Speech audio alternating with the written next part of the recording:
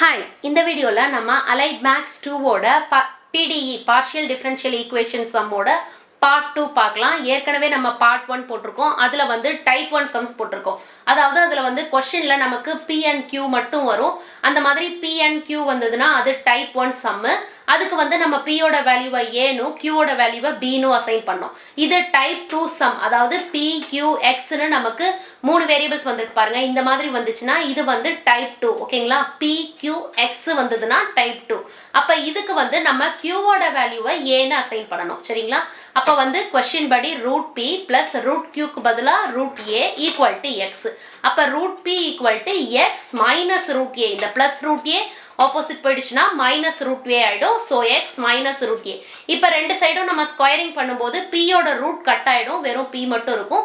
இதுக்கு whole square போடணும், தனித்தனியாக பண்ணிடாதீங்க, ஹோல் ஸ்கொயர் பண்ணணும். எக்ஸ் மைனஸ் ரூட் ஏ ஹோல் ஸ்கொயர்னு வரும். அடுத்தது we know thatன்னு இந்த டைப் இந்த சம் மொத்தமே PDE சம்ல எல்லாத்துலேயுமே இந்த ஃபார்முலா ரொம்ப important. dz equal to PDX plus QDY. அப்போ dz ஈக்குவல் டு பியோட வேல்யூ என்ன நம்ம கண்டுபிடிச்சோம்ல, எக்ஸ் மைனஸ் ரூட் ஏ ஹோல் ஸ்கொயர். அதை அப்ளை பண்ணிட்டு dx பிளஸ் அடுத்தது Qவோட வேல்யூ A. அப்போ ADYன்னு வரும். இப்போ இதை வந்து நம்ம இன்டகிரேட்டிங் ரெண்டு சைடும் நம்ம இன்டகிரேட் பண்ணுறோம். பண்ணும்போது இன்டகிரேட்டிங் dz என்ன z. சரிங்களா? z ஈக்குவல் டு இப்போ இதுக்கு பார்த்தீங்கன்னா எக்ஸால நம்ம இன்டகிரேட் பண்ணுறோம். பட் வந்து நீங்கள் தனித்தனியாக பண்ணிடாதீங்க, மொத்தமாக ஹோல் ஸ்கொயர் இருக்குது. அப்போ பவரில் ஒன்று ஜாஸ்தி பண்ணி அந்த நம்பரை டவுனில் போடணும். So X minus root A whole cube by 3ன்னு வரும். அடுத்து நம்ம எக்ஸை இன்டகிரேட் பண்ணிட்டோம். ப்ளஸ் அடுத்தது ஒய்யை இன்டகிரேட் பண்ணும்போது கான்ஸ்டன்ட் அப்படியே போட்டுக்கலாம். இன்டகிரேட்டிங் டிஒய் என்ன ஒய். சரிங்களா? அப்போ ஏஒய் லாஸ்ட்டில் ப்ளஸ் சி போடணும். இதுதான் இதோட கம்ப்ளீட் சொல்யூஷன் ஆர் கம்ப்ளீட் இன்டெக்ரல்னு சொல்லுவாங்க. அடுத்தது செகண்ட் சம் பார்க்கலாம். இதில் root P plus root Q equal to Y. சரிங்களா? அதாவது இங்கே 3 கான்ஸ்டன்ட் வந்து PQ X வந்துச்சுன்னா அதுக்கு வந்து நம்ம Q ஈக்குவல் டு ஏன்னு அப்ளை பண்ணணும்.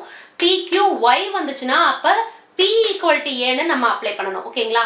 இப்போ இந்த ஃபார்மில் வந்து PQ Yங்கும் போது நம்ம P ஈக்குவல் டு ஏன்னு அப்ளை பண்ணும்போது கொஸ்டின் படி ரூட் Pக்கு பதிலாக root A plus root q equal to y. அப்ப root q equal to y. இந்த plus root a அந்த பக்கம் போயிடுச்சுன்னா minus root a ஆயிடும். இப்ப ரெண்டு சைடு நம்ம ஸ்கொயரிங் பண்ணும்போது q வந்து q ஓட ரூட் கட் ஆயிடும். அப்ப q equal to y minus root a whole squareனு வரும்.